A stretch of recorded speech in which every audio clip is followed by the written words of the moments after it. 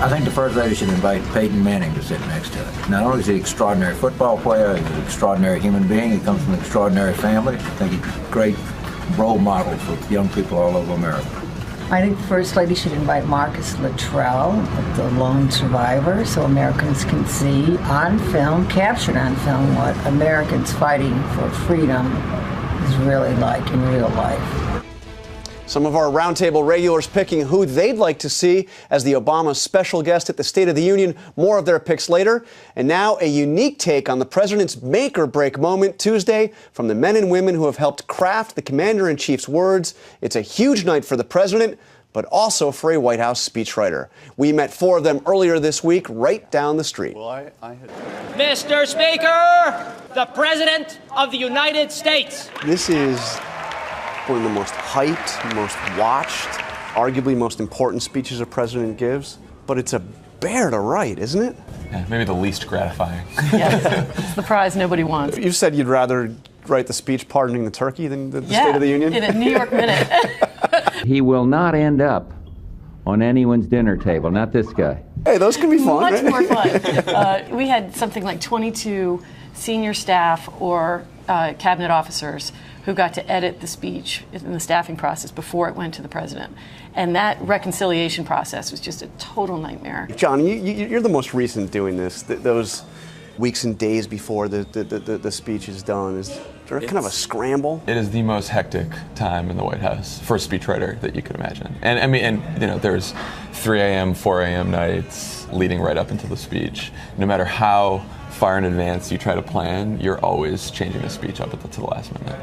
Everybody wants their project mentioned in the State of the Union. Suddenly speechwriters become very popular. Suddenly the phones start lighting up with calls from cabinet secretaries. How do you respond to that, by the way? Well, with great interest and respect, and then you hang up the phone and you pass it along through channels that will probably eliminate the idea. Right. But you know, some of them you got to respond to, because this is actually an exercise not just for the president, but for the entire administration in setting priorities for the new year. We are Americans. President Bush was the same way, and I think he was very cognizant of the fact that the State of the Union, each little agency had their moment there where they very carefully had it worded what their priority was, and I think he was respectful of that. So often, the reason why they end up not being memorable is they're laundry lists, right? Right, you got to cover everything. You've got 20 topics. The hard thing for the speechwriters is coming up with 20 transitions. When people would come in with these suggestions and really sort of lean on the speechwriters to put these things in, President Bush would actually notice that when it happened, and he would call these things cram-ins. And he could pick them out with surgical precision and then remove them. The thing I like, aside from the laundry list and all the priorities, is I'm always curious to see who the guests are going to be in the gallery. My style of speechwriting is I think great stories make great speeches. And it started in '82 with Reagan when he did Lenny Skutnik. And we saw the heroism of one of our young government employees, Lenny Skutnik. He dove into the icy waters and saved people from the Air Florida crash in Washington. And I think that's part of the charm of it, is seeing these Americans up in the gallery. And I wonder if we realized at the time that when President Reagan did that, this would be something that would happen in every State of the Union since. You know, distinguished Americans in the gallery that are referred to. They call them Lenny Skutniks. One of the most watched speeches a president will give, but almost never memorable. We think of the few. We will not be intimidated by the threats of dictators. It's like the Four Freedoms speech with FDR, or the War on Poverty speech with LBJ. All-out war on human poverty and unemployment in these United States.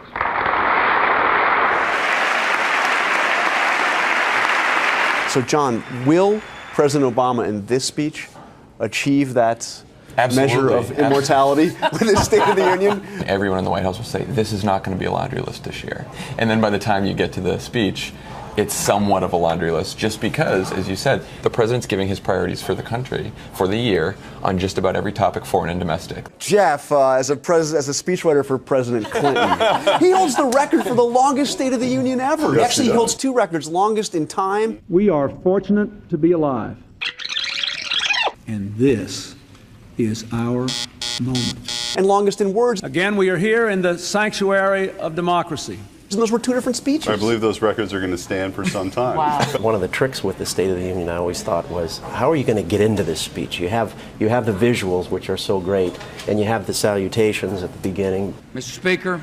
In 2002, the first one after 9/11, the first line was something like, as we gather tonight. Our nation is at war. Our economy is in recession. And the civilized world faces unprecedented dangers. Yet the state of our union has never been stronger.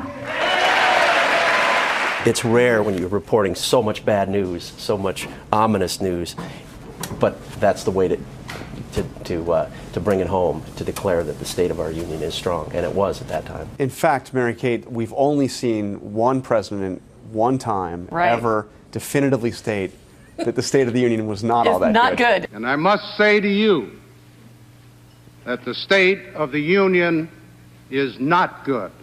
And that was Jerry Ford right after Watergate. The next year, he said something that I liked. The state of our union is better. In many ways, a lot better. But still not good enough. You find a way to do it. And there's variations, you know, it's getting stronger or we are strong. The state of our union is stronger. I mean, there's like always some way to do it. But it's, you know, it's an important thing to validate, I think. Okay, so let's go around the table on that. State of the Union is? Always strong. Always strong. I'll just go with strong. I like Jerry Ford. Better, but not good enough yet. I think the State of the Union is getting incrementally stronger, and I would not suggest stating it that way in the speech. But I think that's incrementally is never a good, you know, in the 90s we were speeches. big on incrementalism. But. Jeff, we talk about the tinkering, presidents changing, editing. I mean, nobody did it more than Bill Clinton. There was a lot of rewriting, and the process with President Clinton on these big speeches was very collaborative. But by the time you're in the family theater, you're not supposed to be messing with the substance of the speech. Now, that didn't always work out that way. Would President Clinton have started making changes on the way to the Capitol? Well, he was overstated. I mean, that is not overstated.